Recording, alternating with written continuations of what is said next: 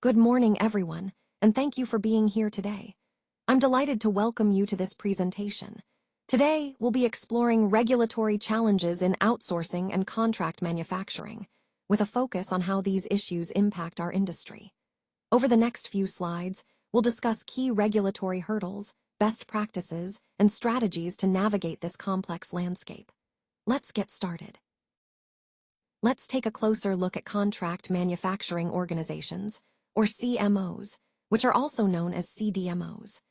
These organizations play a critical role in the pharmaceutical and biotech industries by supporting both drug development and commercial manufacturing. Essentially, they help bridge the gap between creating a new drug and bringing it to market.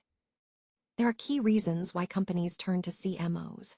Cost optimization is a major driver. Outsourcing manufacturing can be more economical than expanding in-house facilities. Capacity expansion is another important factor, allowing companies to meet demand without overextending their own resources.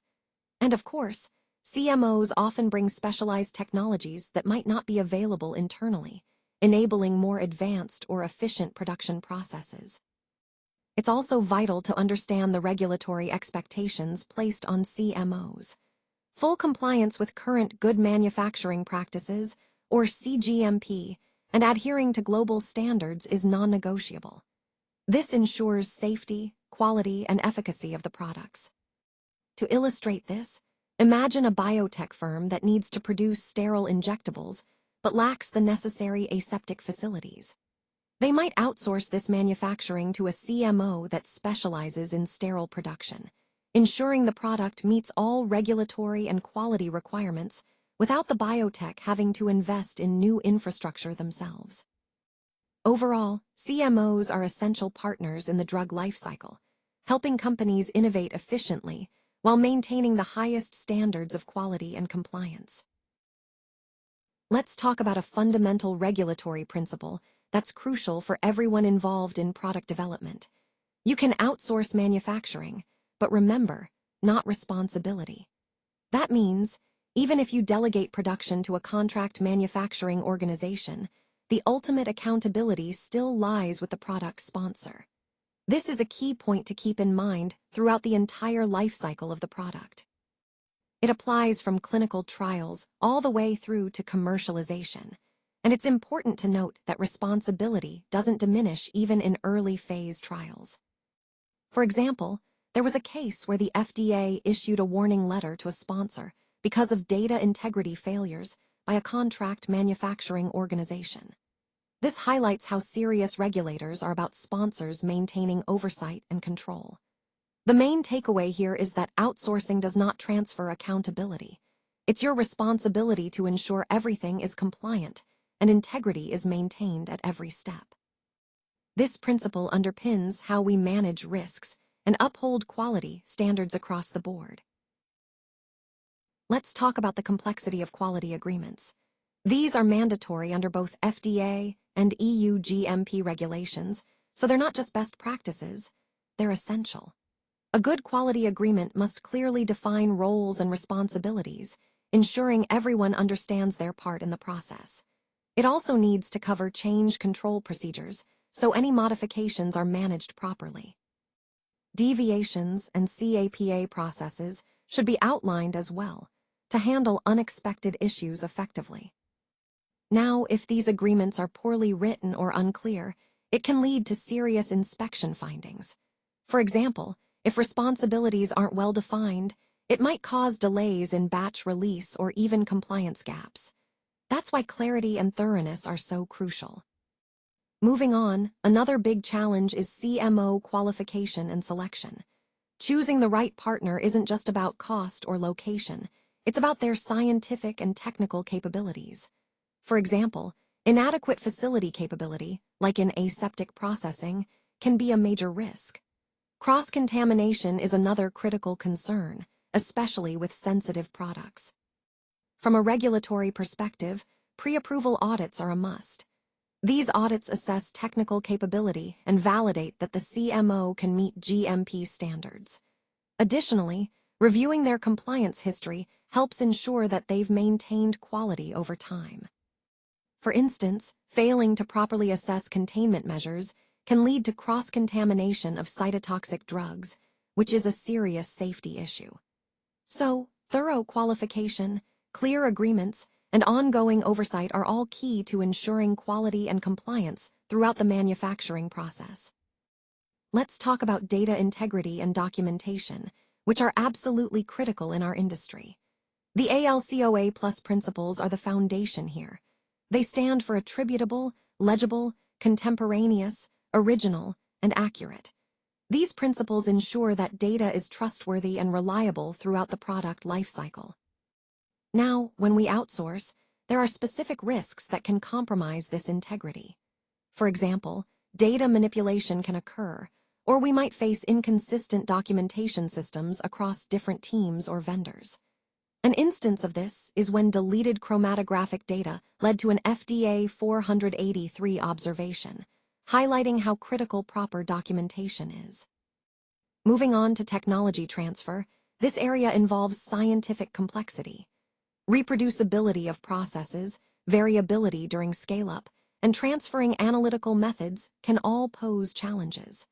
These factors require careful management because any misstep can have serious regulatory consequences. Speaking of which, regulatory concerns are paramount.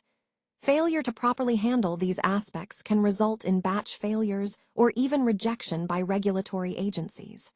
For example, if API crystallization behaves differently at the commercial scale, it can cause an impurity spike, which could jeopardize the entire batch's approval. Overall, maintaining data integrity and managing these transfer risks are essential to ensure quality, compliance, and successful product launches. Let's take a closer look at supply chain and traceability. In today's global environment, supply chains are often multi-tiered and span across the world, which adds complexity and risks. Some of the key risks include counterfeit materials, variability in active pharmaceutical ingredients, and gaps in traceability that can make it difficult to track products throughout the supply chain. Regulators now expect us to have end-to-end visibility, meaning we should be able to trace every step from raw materials to finished products. Vendor qualification is also critical here. We need to ensure our suppliers meet strict standards to prevent issues like unapproved raw materials leading to product recalls. This is where quality risk management, or QRM, comes into play, and it's required under ICH Q9 and Q10 guidelines. QRM should be applied to all aspects like supplier qualification, process controls, and change management to proactively identify and mitigate risks. We also use scientific tools such as failure mode and effects analysis, FMEA, and hazard analysis and critical control points, HACCP, to systematically assess potential risks. For example, if a risk assessment highlights a high-risk sterile filtration step, we can implement enhanced monitoring to ensure quality is maintained. The overall challenge is balancing the complexity of global supply chains with the need for rigorous traceability and risk control, ultimately safeguarding product quality and patient safety. Let's talk about change management and post-approval changes. When we talk about changes, they can include things like process modifications, equipment changes, or even site transfers. These might seem straightforward, but they often come with regulatory challenges. For example, any change usually requires prior approval, and this requirement can vary depending on the region. If a change isn't reported properly, say, an unreported change in an excipient supplier, that can lead to regulatory noncompliance, which is a serious issue. Moving on to regulatory inspections and compliance, contract manufacturing organizations, or CMOs, are subject to inspections from agencies like the FDA and EMA.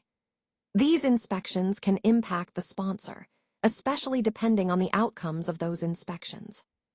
The risk here is clear: delays in approval or outright rejection of a product.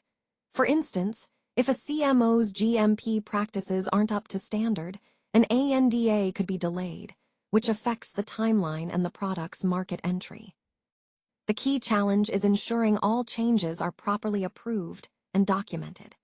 Failing to do so can lead to compliance issues, delays, or even rejection, which underscores the importance of rigorous change management processes in maintaining regulatory and quality standards. Now, let's take a look at some of the emerging challenges we're facing today. Digitalization and AI are increasingly integrated into GMP systems, which brings both opportunities and new risks that we need to manage carefully. Data integrity in cloud systems is another critical issue. Ensuring the security and accuracy of data stored remotely is more important than ever. When it comes to advanced therapies, like ATMPs, outsourcing becomes a key factor, but it also introduces additional oversight and compliance complexities. And of course, regulatory scrutiny is intensifying worldwide, with agencies scrutinizing companies more closely. A key trend we're observing is a shift towards more risk-based inspections and a focus on lifecycle management, meaning regulators want us to continuously monitor and improve throughout a product's lifecycle. However, there's significant variability across different regions. What's acceptable in one jurisdiction might not be in another. For example, the FDA, EMA, and ANVISA each have their own standards and expectations, which can create confusion. We often encounter issues like differing definitions for starting materials or API and varying documentation expectations. For instance, a process or material accepted by the EMA might be rejected by the FDA, highlighting the importance of understanding these regional differences. This variability underscores the need for us to stay adaptable and proactive in our compliance strategies, ensuring we meet the specific requirements of each regulatory body while maintaining the highest standards for quality and safety. Now, let's move on to mitigation strategies that can really strengthen our approach. First, robust quality agreements are essential. They clearly define roles, responsibilities, and quality expectations between partners, helping us prevent misunderstandings before they happen. Next, continuous CMO oversight and audits are crucial. Regular monitoring ensures that manufacturing partners maintain high standards consistently, allowing us to catch issues early and maintain product integrity. Implementing the ICH Q10 Pharmaceutical Quality System framework provides a structured, risk-based approach to quality management. It helps us embed quality into every part of the product lifecycle and encourages continuous improvement. Strong quality risk management, or QRM, integration is also vital. By proactively identifying and mitigating risks, we can prevent problems before they impact product quality or patient safety. Finally, real-time data monitoring offers immediate insights into manufacturing processes. This enables rapid response to any deviations, ensuring we maintain control and keep our quality standards intact throughout production. All these strategies work together to create a resilient, proactive quality system that supports our overall goal of delivering safe and effective products. For further support, please feel free to contact us. We're here to help you with any questions or additional information you might need. And with that, I want to sincerely thank you all for your time and attention today. I hope you found the presentation valuable and inspiring. Remember, we're just a message or a call away if you need anything. Thanks again, and have a great day.